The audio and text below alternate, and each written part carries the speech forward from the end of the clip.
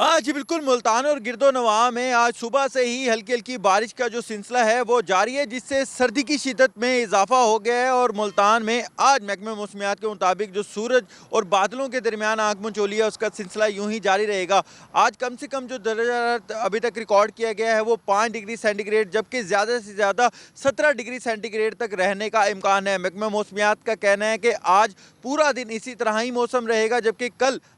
बादल तो होंगे लेकिन मुमकिन तौर पे कल सूरज आबोताब से चमकेगा और अगला पूरा हफ्ता जो है वो सूरज इसी तरह छाया रहेगा और सर्दी की जो शिद्दत है उसमें भी कमी आएगी। आज हमने जैसे देखा कि सुबह से हल्की हल्की बारिश का सिलसिला जारी हुआ, मौसम भी थोड़ा सा सर्द हो गया, तो